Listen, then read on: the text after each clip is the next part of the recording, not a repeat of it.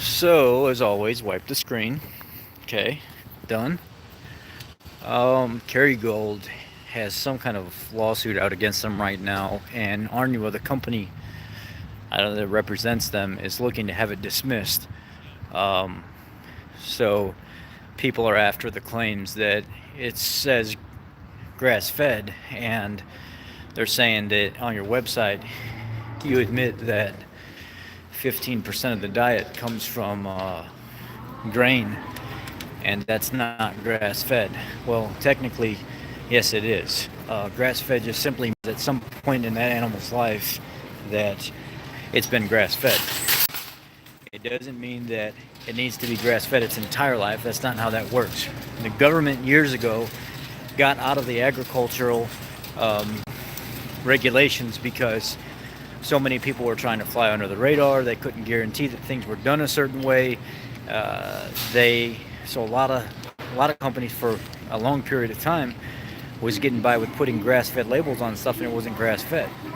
So then they came out with third-party companies to actually regulate these people that have their own regulations. And if you want to be labeled as a grass-fed, grass-finished supplier, you need to be inspected by these people, and they need to go through your entire operation to see what's going on.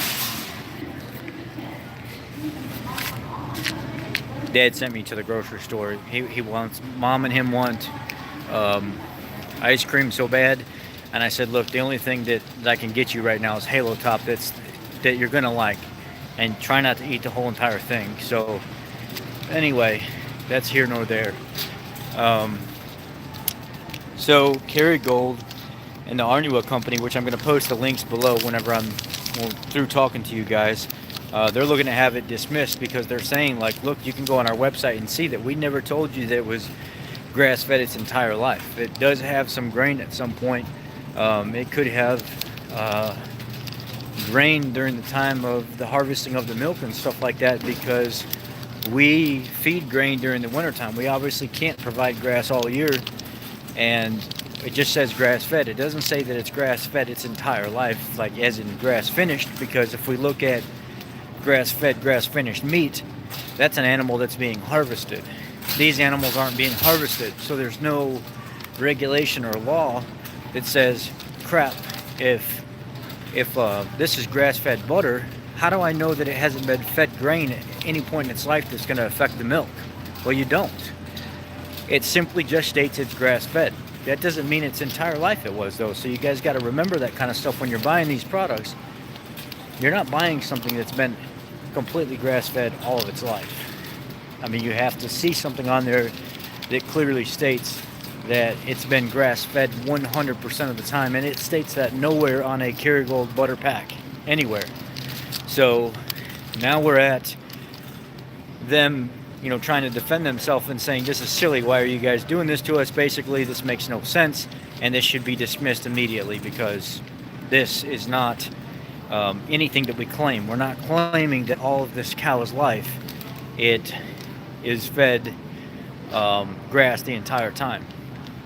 So be conscious of that, and read these two articles from the company themselves, how they're going to try to have it dismissed, and also at the same time look at the article that's being put out about them being sued. You can't really sue companies for mislabeling and stuff anymore when it comes to grass-fed, grass-finished type of things. You need to make sure that the company's been stamped by a certified, like, I don't know if we can go over here and see if they have a grass-fed section here at Meyer.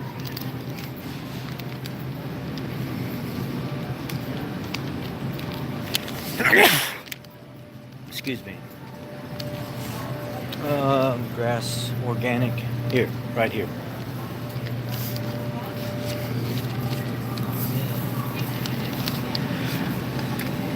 Grass-fed and finished.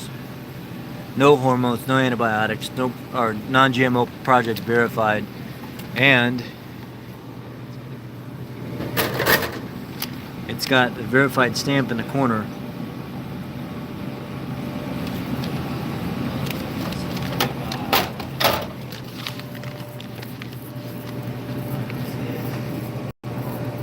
And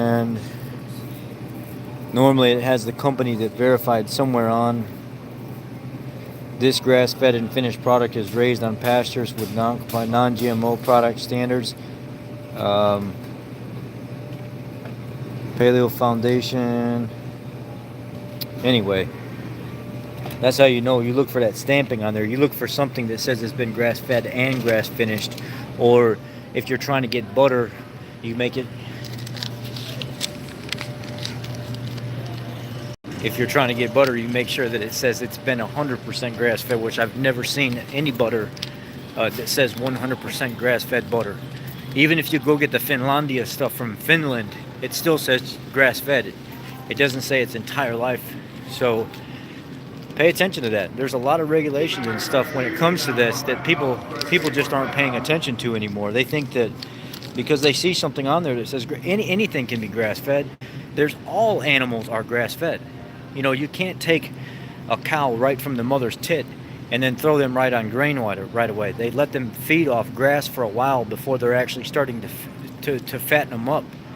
So it doesn't work that way. And I don't understand how the mother and the calf, have to go out and they'll both be on grass for a while she nurses that calf, and then it'll go to grass and then it'll go to grain to fatten it up. But this whole thing about cows, there are some feedlot.